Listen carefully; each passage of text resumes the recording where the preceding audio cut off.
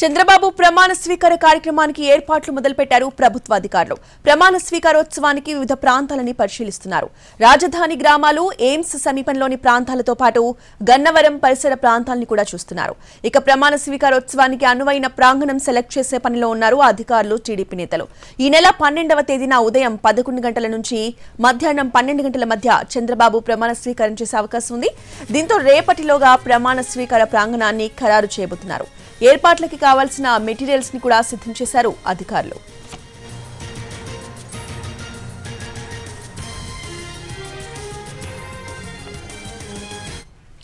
చంద్రబాబు ప్రమాణ స్వీకార కార్యక్రమానికి జరుగుతున్న ఏర్పాట్లపై పూర్తి అప్డేట్స్ ని మా ప్రతినిధి పిఎంఆర్ చంద్రశేఖర్ అందిస్తారు.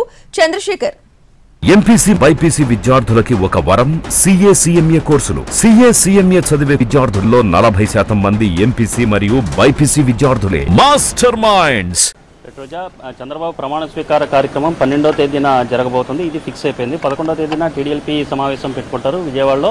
సో ఈ టీడీఎల్పీ సమావేశంలో టీడీఎల్పీ నేతగా చంద్రబాబుని ఎమ్మెల్యేలు అందరూ కూడా ఎన్నుకుంటారు. మొత్తం 135 మంది ఎమ్మెల్యేలు చంద్రబాబు నాయుడిని, 134 మంది ఎమ్మెల్యేలు చంద్రబాబు నాయుడిని తమ సిఎల్పీ తమ నేతగా ఎన్నుకుంటున్న పరిస్థితి ఉంటుంది. ఆ తరువాత ఆయన 12వ తేదీన ప్రమాణ స్వీకారం చేస్తారు. ఎల్పీ నేతగా ఎన్నుకున్న తర్వాత టీడీఎల్పీ నేతగా ఎన్నుకున్న తర్వాత ప్రమాణ స్వీకారం చేస్తారు. అయితే ప్రమాణ స్వీకారానికి సంబంధించిన ప్రాంగణానికి సంబంధించి ఎక్కడ ఈ ప్రమాణ స్వీకార బహిరంగ సభను నిర్వహించాలన్న అంశానికి సంబంధించి ప్రస్తుతం గ్రౌండ్ పరిశీలనలో అధికారులు కావచ్చు, అలాగే టీడీపీ నేతలు ఉన్నారు. అచ్చెన్నాయుడు నేతృత్వంలోని బృందం, టీడీ జనార్దన్ కావచ్చు, ఇతర ముఖ్య నేతలందరూ కూడా ప్రమాణ స్వీకార కార్యక్రమాన్ని ఎక్కడ నిర్వహించాలన్న అంశానికి సంబంధించి ప్రస్తుతం వివిధ ప్రాంతాలను సెట్ చేస్తున్నారు. ప్రధానంగా రాజధాని గ్రామాల్లో నిర్వహిస్తే ఏ విధంగా ఉంటుందన్న అంశానికి సంబంధించి ఉదండరాయనపాలెం పరిసరాల్లో ఉదండరాయనపాలెం పరిసరాల్లో ఎక్కడైతే అమరావతికి భూమి పూజ చేసి శంకుస్థాపన చేశారు, అక్కడ నిర్వహించాలన్న ఒక ఆలోచన తలపు చేశారు.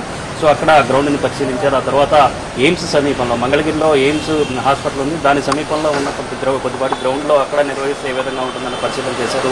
అలాగే గన్నవరం నియోజకవర్గంలో కూడా అక్కడ కొంత ఖాళీ స్థలం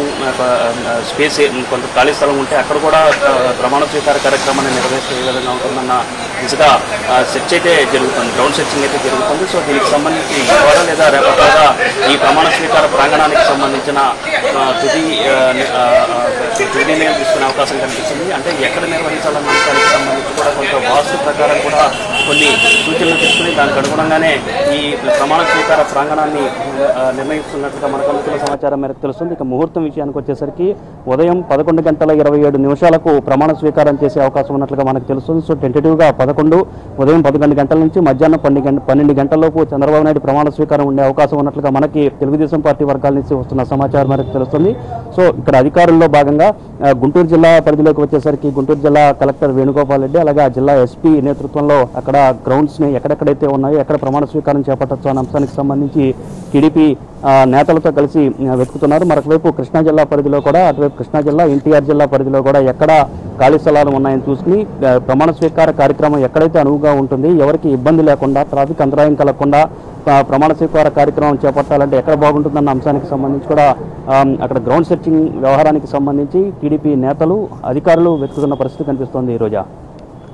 అయితే ప్రమాణ స్వీకారానికి హాజరయ్యబోయే అతిథుల మీద కూడా డిస్కషన్ జరుగుతోంది. పిఎంఆర్ చంద్రశేఖర్, మీకు తెలిసి ఏదైనా డీటెయిల్స్ వచ్చాయా? అంటే ఎవరెవరు అటెండ్ అవ్వబోతున్నారు?